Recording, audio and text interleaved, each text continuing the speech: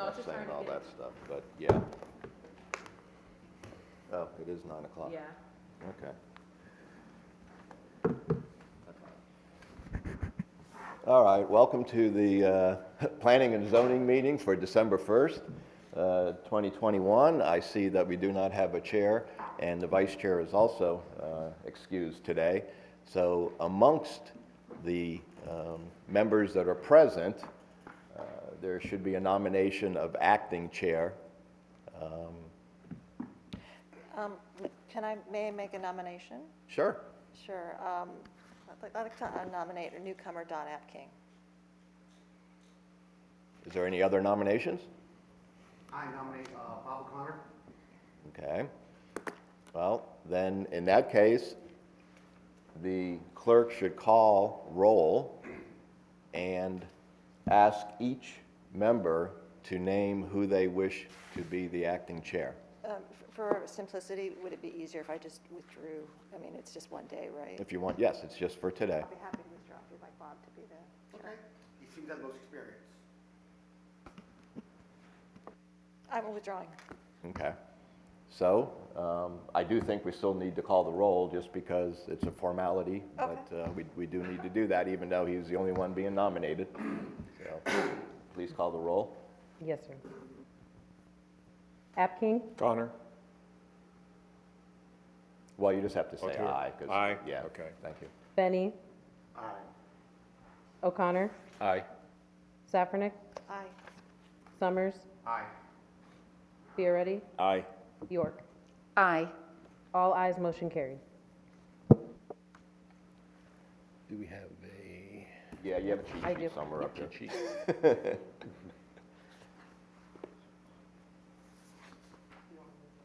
I can.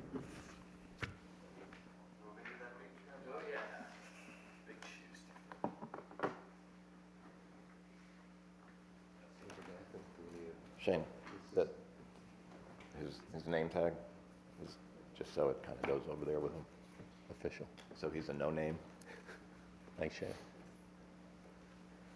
Okay, welcome to the meeting of the Planning and Zoning Commission. Today's date, Wednesday, December 1st, 2021. This meeting will now come to order. We'll have a moment of silence and then the Pledge of Allegiance.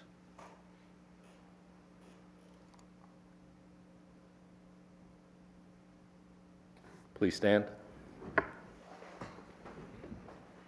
pledge allegiance to the flag of the United States of America and to the republic for which it stands, one nation, under God, indivisible, with liberty and justice for all.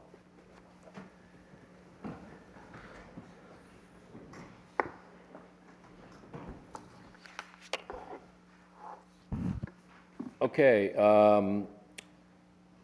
we will set out to approve the minutes of last month's meeting. Excuse me, Chair O'Connor. I have to call the roll. Roll call. Oh, I'm please. sorry. Roll call, please. Before I call the roll, I would like to announce that Chair Reed and Vice Chair Marker have requested to be excused, and I will mark them so. Apking? Here? Benny? Here. O'Connor? Here? Safranek? Here. Summers? Here. Fioretti? Here? York? Here. 7 present, 2 excused. Okay. So in regard to the minutes for November 3rd, 2021, any questions regarding that, or do we have a motion to approve? Motion to approve. Motion to approve by Commissioner Summers and second by Commissioner Benny.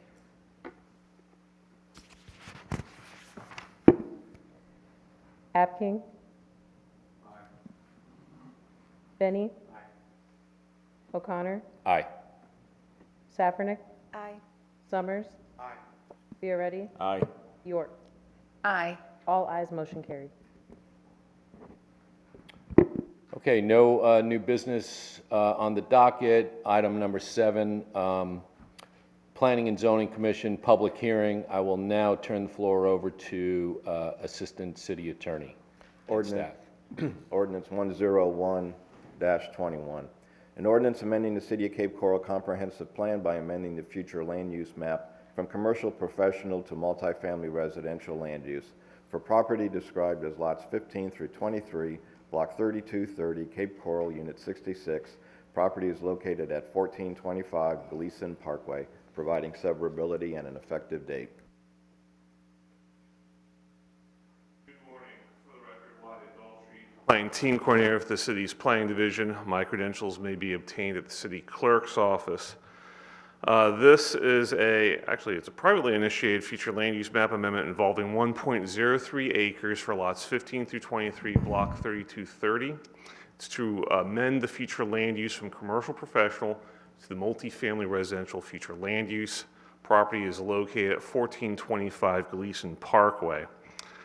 As you can see on this map here, property is located in southwestern Cape Coral, just north of on the north side of Gleason Parkway, just east of the intersection of Gleason Parkway and Chiquita Boulevard. This is an aerial of the site. As you can see, the site itself is undeveloped, but there is a large amount of developed property in all directions, primarily single-family residential. Some duplexes are located to the east of the subject property, and that continues along the north side of Gleason Parkway, pretty much all the way to Skyline Boulevard. Here's a map series showing the current and proposed land uses. The current land use on the left here. You can see the subject property as the commercial professional indicated in red is adjacent to additional commercial professional properties to the west, and that continues to Chiquita Boulevard. To the southwest is a church with the public facilities future land use. Mixture of single family in yellow and multifamily in brown are located proximate to this proposed land use amendment area. The map on the right shows what would occur if the proposal was to be adopted, the property changing to multifamily to brown, so you're seeing a further expansion of the multifamily on the north side of Gleason Parkway. Some background and history. This is in Southwest Cape Coral, as you saw through the map series, and it consists of a single undeveloped property. It has been multifamily before, back when the building boom was actually kind of ending from 2006 to 2008. It was commercial professional prior to that time, and then the owners requested that it be changed back to commercial professional in 2008. As you saw through the aerial in the map series, multifamily residential uses are located to the east, continue eastward to the intersection of Gleason and Skyline Boulevard.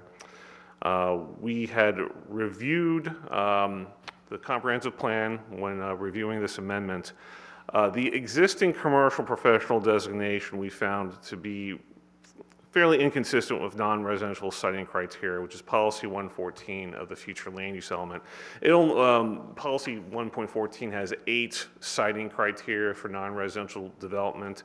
The existing CP met 2 of those fully, partially met a third, but did not meet the other 5. So that kind of indicates it as a very weak candidate for non-residential development. And the fact that the property is undeveloped probably speaks to that. This amendment is consistent with the housing goal of the housing element. So we have a property that's inconsistent or found to be, at best, a weak candidate for its existing commercial professional. It's adjacent to multifamily to the east. A change to multifamily would be consistent with the housing goal of the housing element. To conclude, future land use is present. Multifamily, again, it's present in the area. There's a well-documented need for multifamily development in Cape Coral. And again, it's a weak candidate for non-residential development. So we find that this proposed amendment is consistent with our comprehensive plan. We recommend approval. We've received no public correspondence. I'll stand by for any questions, and the applicant's representative is here in attendance and I believe has a presentation of his own.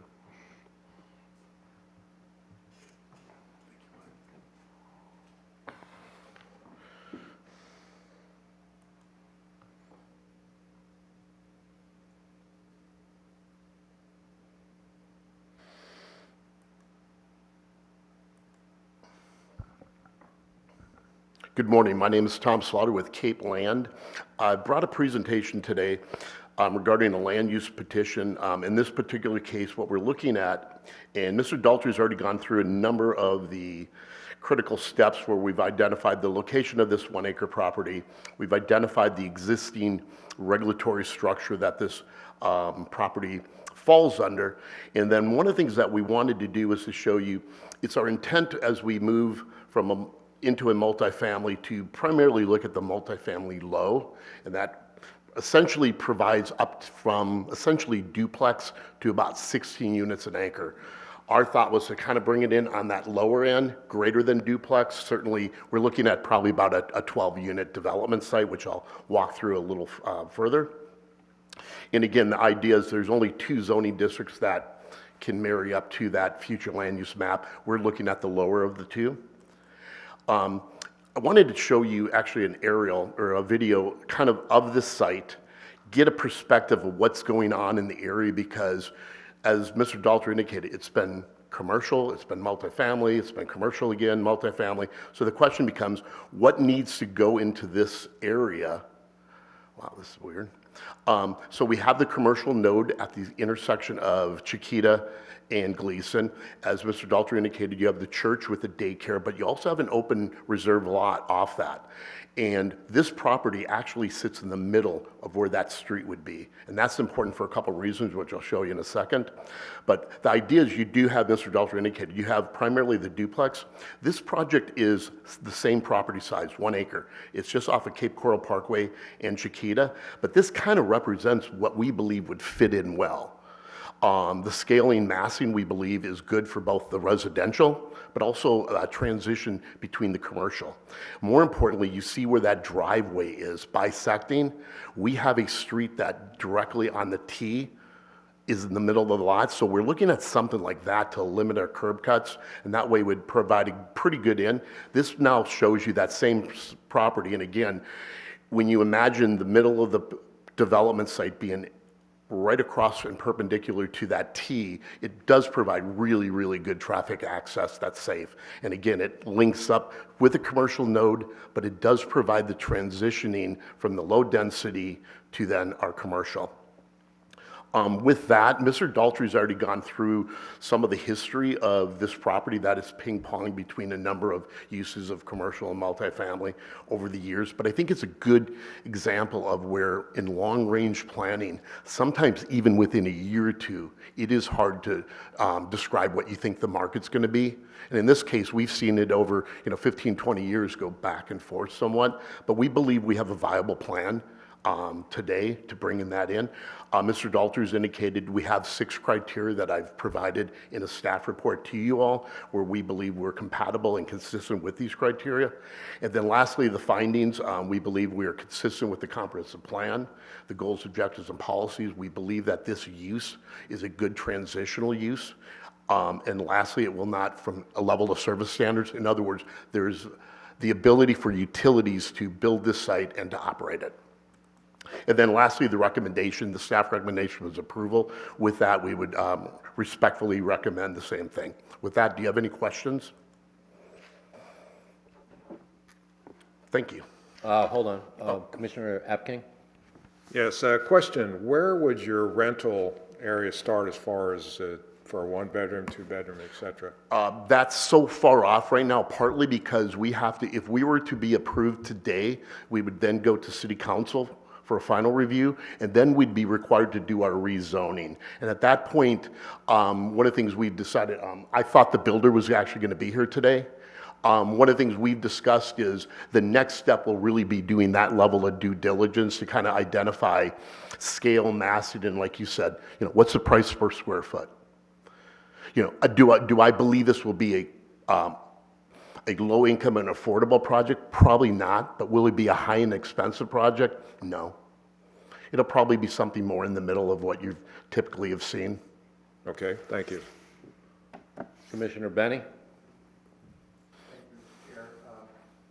My only concern is we want to clarify the difference between multifamily with 25 unit and the residential multifamily low. And one is a future land use designation, and the other is an actual zoning district. the RML? No.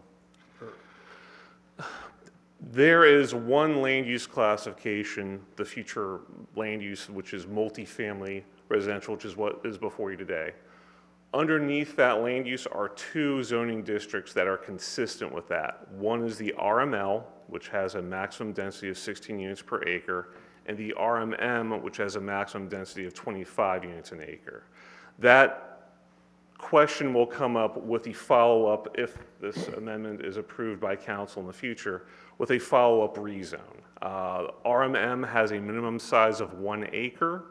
The difference between the two, aside from the density, is the allowed multifamily types. Duplexes, for instance, are not permitted in RMM. I think we have one, maybe two RMM sites in Cape Coral. RML is by far the most prevalent multifamily zoning district in Cape Coral, and it's analogous to the old R3 zoning district. And that is the 16 unit per acre. And that would be the 16 unit per acre, correct. Thank you. Commissioner Safranek? I actually have a question for Wyatt.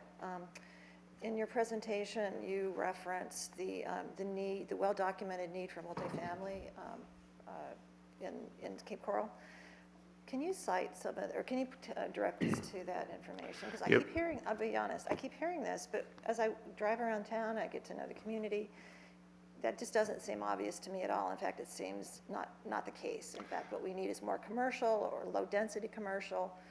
So to change this, I'm not sure it really makes good sense for the overall benefit and health of the community. There have been two rental studies undertaken, one in 2015 and the follow-up one in 2019 by, I want to say it's like Wolf and Associates, and we have that documentation. We can provide that to you. We'd be happy to do that. I'd appreciate that. Probably everyone on the panel, particularly some of the new members, would, because that's an important underpinning assumption that we hear over and over again, that we need more multifamily in this community. To briefly summarize the findings of those studies, basically, 2015, I believe, the study had said something to the effect that the city was had basically like 5,000 fewer rental units than other communities of its size. In order to remove that deficiency would require something along the line of 1,500 multifamily rental units being added to the city of Cape Coral each year for a period of 5 years. Since 2015, I think this is the first year where the annual number of rental units added to our inventory has reached that 1,500. Oh, so we don't really need multifamily as much as we thought we did in 2015 and 2019, is that correct? More like we're finally getting to the summit where we are beginning to break even, but we would need to continue to do that for a few more years. I need to speak with our housing coordinator to see when our next housing study is. When we plan to do the next housing study, there are 4 years between the previous two, so if we extrapolate that, we may have another housing study coming up in a year or two, in which case, based on the findings from that study, we would we'd work based off of what we find. So, but as of now, because this is the first year in the 6 years since we were told that we need 1,500 units per year, that we're actually reaching that number, there still is a deficiency in Cape Coral, and that's kind of where we're at. There's a deficiency when you just told me that we're at the summit. We're approaching the summit. If I could interject, Wyatt referenced the two studies. Basically, the 2019 study was sort of piggybacked on the 2015 study. And the way I understood it is the 2019 study said from this point on, we need 1,500 multifamily units per year just to catch up to that deficiency from that point. Is that not how it was presented? That's how I understood it, yes. And this year is the first year that we've actually, or will possibly reach the 1,500 level? Is that what you were trying to say? That's what I'm saying, yes. It's actually closer to 1,200, but significantly higher than any of the previous years since the study. Right, so basically, we need 4 more years of 1,500 The to way I actually understood it. reach what they're, I think that's what Wyatt was It's a trying large to say. city, 100 It looks like a lot is going 25 up square because they're miles. usually Yeah, the no, bigger. I'm aware, for sure. Yeah, you know, I think it'd probably be helpful if maybe if we all had access to that study, or just make a note of that to send I back. think it might be on the city's website. It may be on our website, It'd be but helpful if you'd send it to us all. Chair, I do know that there's really nobody in the audience, but if you can open public hearing.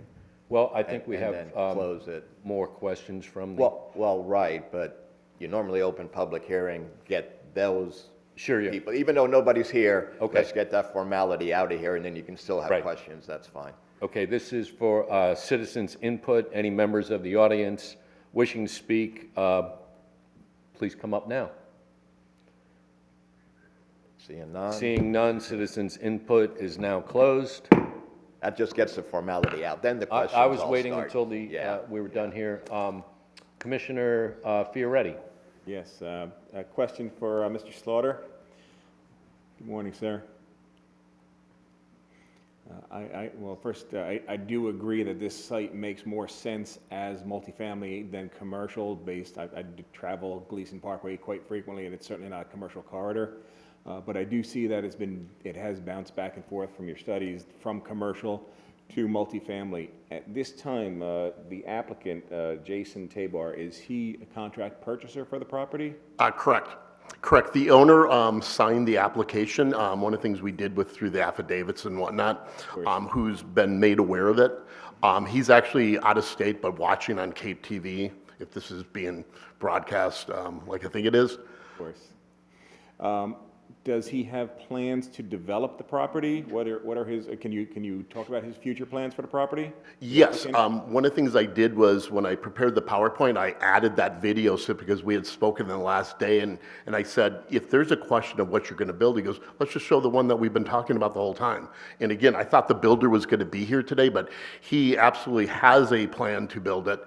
And as Mr. Daltrey indicated, the next step will be actually the rezoning, and that's when we kind of fit it in the box. But it was clear to us during the pre-app, the city did not want duplexes, did not want a bunch of curb cuts along there. In terms of some type of mixed use, that was hard to do because it's only 1 acre in size. It's like, I think, 1.03. And when we came across that site off of Cape Coral Parkway, about a block north off of Chiquita, it was almost exactly the same size. It was on a bigger canal, though. But when we looked at it, it's 2 stories. It's double loaded with 6 units on one, 6 on the other. An amenity in the middle with the pool. I don't know if it had a clubhouse, but the post office box. So the idea is to build something similar to that. And partly because when we look at, especially the types of how properties are being used now, that traditional 3-bedroom, 2 baths, whatnot, certainly older people don't like going up, but those additional spaces, when we go vertical, certainly makes that attractive. But additionally, one of the things we found is also the need to create a better home office for our working professionals. And it generally can't always be the 3rd bedroom. That's not always the best fit. So one of the things we've talked about is doing that with maybe a 2nd master bedroom and an office on the top floor. So you have that ability to do most of your living, and then, time to go to work, and time to go home, you walk down the stairs. So the idea was to realize that, not just because of COVID, but that helped accelerate some of these changes, was to realize Cape Coral's changing, our demographics, some of our needs. So one of the things we tried to do is what would fit in there from a market perspective, not get the neighbors upset, but also work from a tax standpoint, for our tax base. Makes sense. Well, it sounds like a good use for the property. Thank you. Councilmember Shepherd. Yes, my concerns are, and it's not about this particular project, it's more of the plant a seed in your head for the coming year, is we're getting a lot of these apartments built all over the city. I'm sure you all noticed an awful lot of them. And what we don't really know, which I'm working on right now, is what is the financial impact to the city? Meaning paying for services. What's each unit pay for services compared to a single family house? because we don't want there to be a financial imbalance with having a major influx of this type of build-out that doesn't pay as much for services. I don't know what that number is now, but I'm working on finding that out. The other thing is, we have an extreme need for more commercial space, more professional office space. As we give up these properties and that need becomes critical, then what do? Do we go in the neighborhoods and say, we're going to change your neighborhood and make all these residential lots commercial because it's a need and we have no choice? So these are all things that we have to keep in mind when we're deciding on zoning changes in the future. We have to look at what's needed on the total build-out, because once we get farther, as we all know, there's parts of the Cape where people fill the council room when they find out that there's going to be something in their neighborhood they're not happy about. So, you know, if a property is already zoned commercial or professional office space, they really can't complain because they knew that when they built their home. So we also have the impact of when I drive around the city and I see all these big apartments complexes being developed, the majority of them people all need jobs. So now we're adding to the traffic of them all leaving the city, and we're creating another problem because we don't have, our commercial base and professional office space isn't building up quick enough to keep in line. So when you look at the studies of how much of that we need, it's true, I believe, on a final build out, but I think there's a balance that we have to be very careful that we don't prove too much of one that hurts everything else. So that's the scary part. So I know when we look at, what I'm trying to say is we can't just look at each individual property by, you know, just that circumstance. Is this individual property that we're talking about now a good fit for what they're asking for? Of course it's a good fit. I'm just saying to keep in mind the future as we go along, because to me personally, without having all the facts, and I'm working on getting them financial facts, I'm getting nervous, because the last thing we all want to hear about is that we're going to have to raise taxes, and it's going to affect the single family homes the most, so that we can support all these multi-unit facilities that we're approving.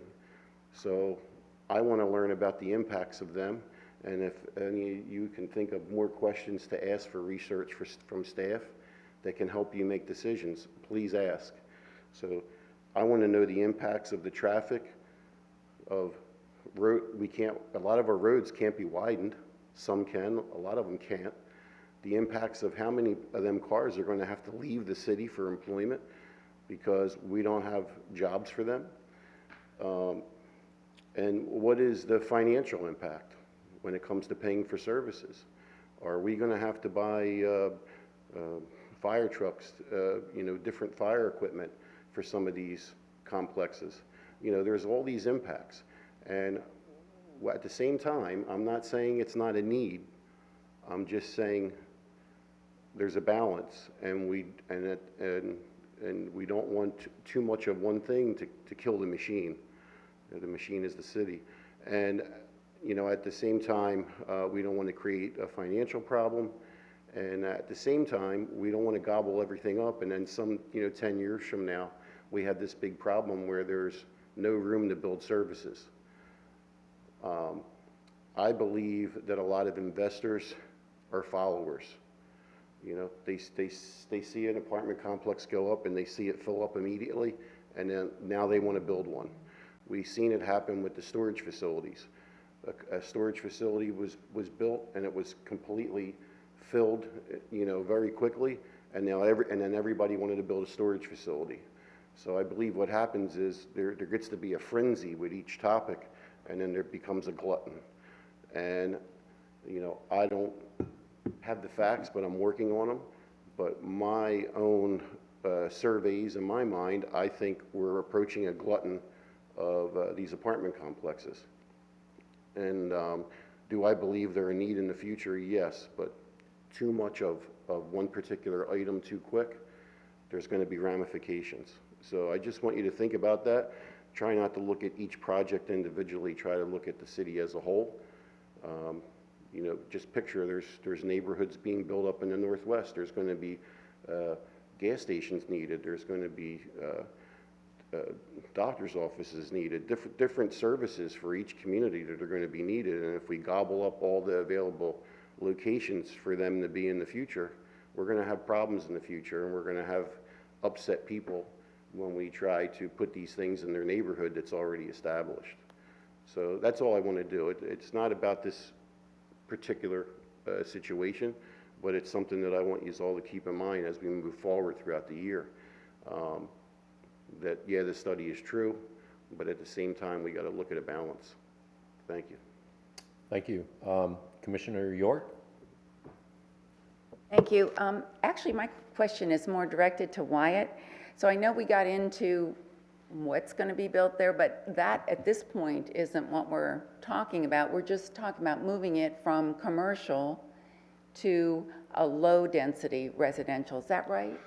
Basically, the future land use map amendment process, the question being asked, which in this case is a change from commercial professional to multifamily residential, is this an appropriate change? Is probably the best way to look at that. Getting into specifics as far as, is it 15 units or 16 units, or what's the site plan look like? Those are questions for a different day. At base and at what I think a judge would look at if it ever got to that level is this appropriate, and why is it appropriate? Cite your sources. What's the impacts? What are the guiding policies, goals, and objectives that support that? So you're correct. Yeah, basically what we're looking at is a change from commercial to a multifamily residential designation. Right, but it would be low density, right? Not necessarily Not today. more than 16? Oh, Not certain yet. That's going to be based on the rezone. That will determine whether it be the RML or the RMM, both of which are consistent with the future land use, the proposed future land use of multifamily. and it's not actually on the corner. It's close, it's right next to the duplexes that are there. Correct. Duplexes to the east, there's a vacant commercial parcel that will remain commercial to the west, and then there's I believe it's called Shops at Chiquita, which is the 7-Eleven, and the gas pumps and all that. Okay. Thanks. Thank you. Commissioner Apking, did you have another question? Yes, Go ahead. This is for Wyatt. A couple things. How frequent do we have traffic studies done in the city of Cape Coral?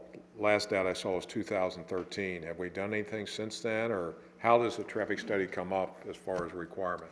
I believe 2013 was the last time the city's transportation section had performed traffic studies. The question being is that in 2010, there was about 154,000 population.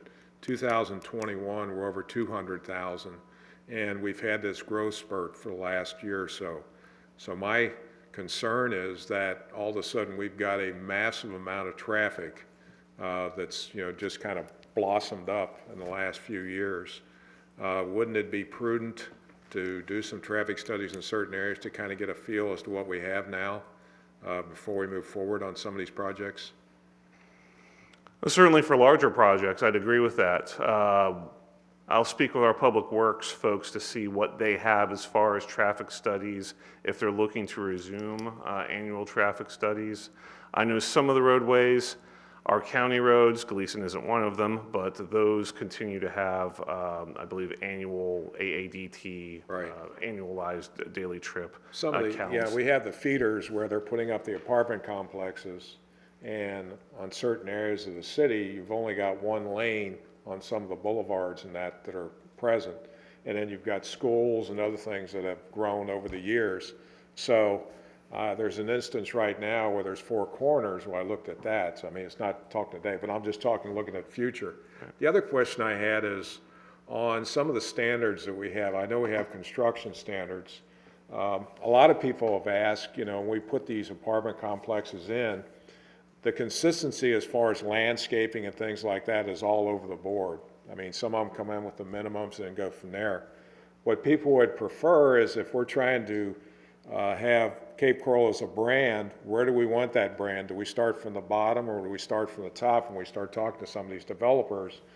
That, you know, when you've got a apartment complex in the middle of a residential area, it would behoove the developer coming in to be a good neighbor, and whether it's putting up extra landscaping or whatever to make it look nice, you get a lot better reception when you do that coming in versus something that's minimum. And, you know, really the developers coming in there, and in some of the estimations of people is that they really don't give a darn. They're just putting in there for an investment. They're not part of the community.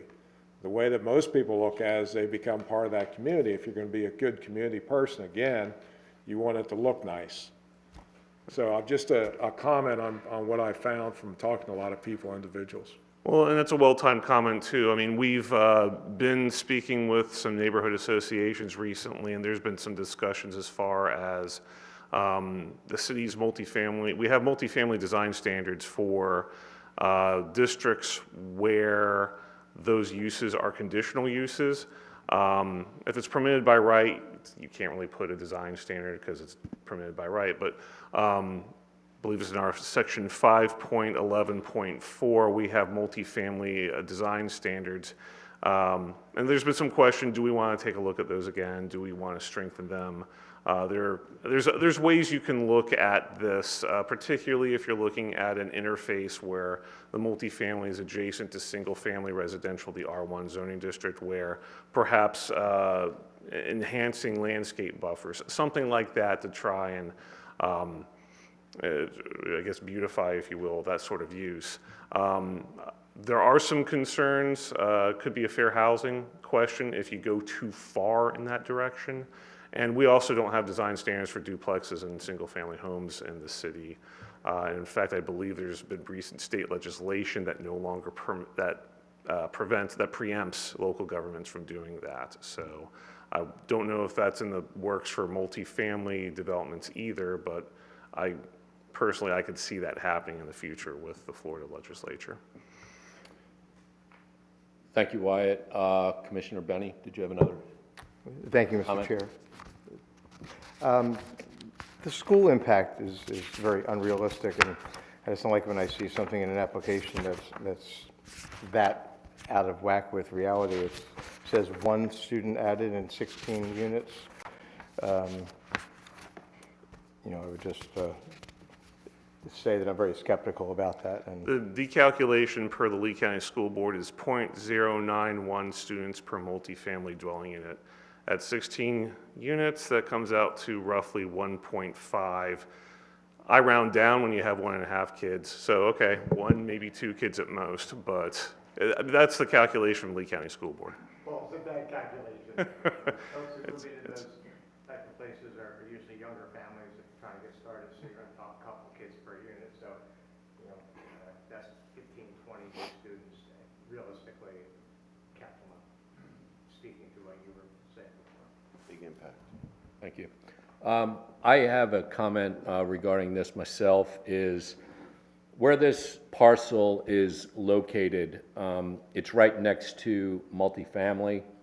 And then there, I believe as Wyatt said, there's a commercial parcel between this parcel and the corner commercial development.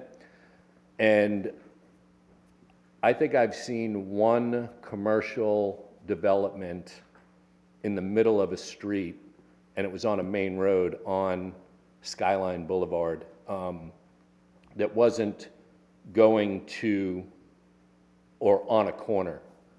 So the fact that this zoning has been in place for since 2008 and nothing has been developed on it, I think that multifamily is the correct future land use for this parcel. Anybody care to make a motion on it? I still have a question. Oh, I'm sorry, go ahead. I just wanted to thank Councilman Shepherd for making your remarks. It's really very helpful to sort of see the big picture and think about the health of the city as a whole. So looking at that site in particular, I mean, I personally, given the considerable changes that are happening in the city, I just don't want to be guided by nothing has been done in the past, or or that it was this or it was that. I mean, we're really in the future now, and it's really different. So I would also say, I mean, I could envision lots of different sort of neighborhood commercial activities, hair salons, neighborhood eateries, to really have a dynamic and exciting neighborhood community, so it would really serve the community well. So the fact that it would remain a block is really attractive, rather than break it up. So I would just say we should be guided more by the future than the past. Okay, and just for the specific, I believe Wyatt can speak on this, the future land use is commercial office, is that correct? The future land use is commercial professional, but the zoning is, I believe, is, Commercial office, okay. Yeah, which would eliminate any type of retail. if it was professional, correct. There are very limited retail opportunities under the professional zoning district. The C zoning district is your catch-all, what you see on Del Prado, but we use the professional office in cases like these where you have limited depth, 125 feet of depth, or in really close proximity to residential uses. Thank you. Council Shepherd? What it's zoned for now is the bigger need. It's the greater need today, and we know the problem's only going to get worse in the future. And what you got to keep in mind is there's already other properties that are zoned for this type of project already that we can't do anything about. There's going to be more apartment complexes built where there's property that's already zoned for that. So by adding to that, it's changing the dynamics of the whole city, the roads, the traffic movement, everything. You got to keep in mind that when the city was designed, it was designed for all residential. That's how the roads were designed. So we're going to have impacts. There's going to be impacts. I believe that streets like Chiquita that we have housing on, I see 10 years from now them houses being bulldozed down and the properties being changed to commercial. I mean, you can see it. You know, you don't have to be a professional to know that's what's going to happen. So I'm just saying, keep in mind that you know, everything we decide today can either be a positive or negative down the road, and we could be making a problem worse, creating an impact. But it's going to be a financial impact on all of us as well. You know, like the schools. That's another part of the study. You know, that you know, numbers aren't being. I mean, we all obviously know that number's not correct. Well, that's going to have an impact on us all, because as the places fill up and the schools fill up, then we're going to be told we need more schools and bigger schools. So that's an impact, and we're all going to have to pay for it. So that's why I'm talking about the balance. Yes, we do. If we need more apartment complexes, I agree. But there's properties that are already zoned for that. We already know we don't have enough commercial office space and enough commercial property. So why are we giving it up?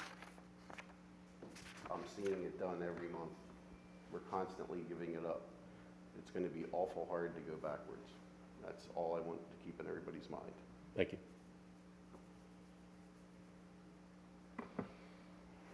Anybody care to make a motion? Motion to approve? Second. Madam City Clerk, can you call the vote? Yes, I just wanted to verify Commissioner. Oh, I'm sorry. Commissioner Summers made the motion to approve, and Commissioner Fioretti second. Thank you. Apking? Nay. Benny? Yes. O'Connor? Yes. Safranik? Nay. Summers? Yes. Fioretti? Aye. York? Yes. 5 ayes, 2 nays, motion carried. Next on the agenda is ordinance 9821. City Attorney. Ordinance 9821, an ordinance amending the City of Cape Coral Land Development Code by amending Article 4, Zoning Districts, Chapter 1, General Provisions. Section 4.1.6, Uses by Zoning District, Use Hierarchy. Table 1.4.6, Use Table regarding industrial business centers.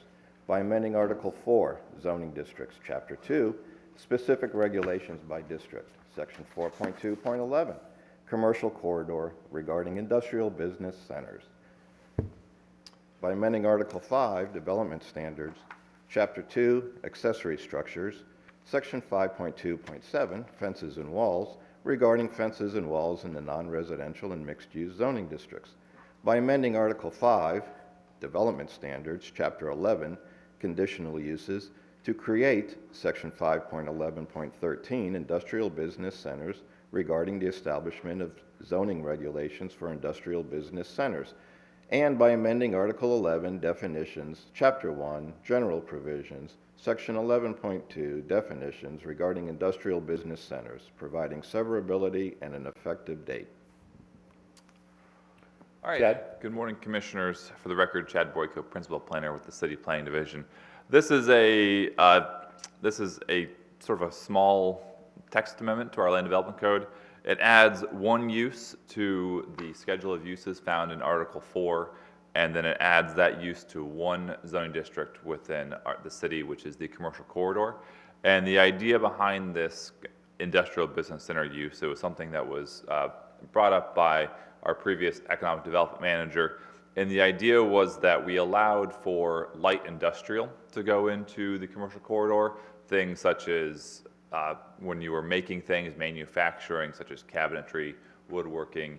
If you're making anything or manufacturing anything that did not have hazardous chemicals and materials, that was considered light industrial, and that was allowed to go into the commercial corridor, Pine Island Road area, with a special exception. And then the idea behind this is that when you go for a special exception, typically you would bring it to before the hearing examiner. The staff would generally recommend conditions on things, and it was a public hearing process. And the idea is that we wanted to streamline the light industrial style use for manufacturing and things like that, so that we would already have those conditions laid out for the developers so that they could come in as long as they met those conditions, which we have outlined within this text amendment change. They could go into an area along Pine Island Road without having to go through a public hearing and kind of shorten that time frame up for some of these developers. And then the conditions that we put forth were basically things so that the neighborhood impact wasn't felt by anything in terms of like noise, visual distraction. We wanted to kind of fit in seamlessly. The conditions that we put in for these industrial business centers is that we would require a wall to be developed around the outside of these manufacturing centers, so you didn't have any sort of adverse visual impacts from neighboring residences, because along Pine Island Road, you do have some homes that do back up to some of these, or that face some of these Pine Island Road District areas. And then we also increased the landscaping, and then we added some things to eliminate some sort of outdoor storage for these uses so that you didn't have any sort of visual deterrence from that, because we weren't going to have the wall be around the entire perimeter of the property. We would have the wall come out from the sides of whatever building was being constructed and then go to the side and then back around, so that we didn't want to have any outdoor storage along the front of these properties so that you'd see them from the road or from the residential areas. We also did the industrial business center so that you could have some sort of office uses along with these. Generally with a light industry, you don't have any of the office style uses. We wanted to make this more inclusive, more broad, so that some of these developers could come in and develop these style uses right away if they wanted to. And then we did a minor tweak to the light industry definition, just so that we made the distinction between the industrial business centers and the light industry use a little more clear. So I'm here for you if you have any further questions. Commissioner Benny, do you have a question? Oh, okay. Okay. How do you differentiate from light and heavy? Because you're basically, your industrial business center, it performs a variety of light industrial uses, including but not limited to. Where do you draw the line from something going from light industrial to heavy industrial? Sure. Light industry, we mentioned earlier, it involves packaging materials, cabinetry, woodworking, things like that. The idea is that light industry does not have any sort of hazardous materials or chemicals that are involved with it. The heavy industry was something that could deal with explosives, poisons, pesticides, radioactive materials, things that you would want to impose further conditions on and make sure that the location where they're going wouldn't have any adverse impact. So that's where the heavy industry definition comes in. I understand. The two items that I'm looking at are the electrical appliance and medical appliance manufacturing. There's certainly going to be some, heavy chemicals used in those manufacturing items, whether it's lead for soldering or, any of the chemicals used. How do you draw the line there when there's some potentially hazardous materials but a low element? I'm not saying I would not want to see an electric manufacturer in this center, but how do you draw the line? Okay, he's going from here, then, I think in that case, we would generally probably look at worst case scenario in terms of if they do have any sort of affiliation with where they would manufacture or utilize any sort of hazardous materials, we would probably kick them into that heavy industrial classification. And that the conditional use aspect of that gives us the right to do an in-depth analysis of the use. How do we? The heavy industry would require a special exception. No, I understand that, but if they're coming in as an industrial business center and they're in their light industry, and then it would be a conditional use, what sort of level of approval do they require for conditional use? As long as they meet all of the conditions for the conditional use, it is an administrative process. It does not come before the hearing examiner, the Planning and Zoning Commission, or the City Council. So they meet those conditions. They show them on a site plan, they show that they're building the wall, they have the landscaping, they demonstrate that what they're doing there meets the definition of that use, and then they can go through the site plan and building permit process without any additional public hearings. Got it. Okay, thank you.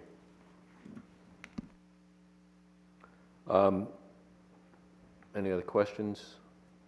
This is citizens' input. Any members of the audience wishing to speak up, please come forward. Seeing as there is none, citizens' input is now closed.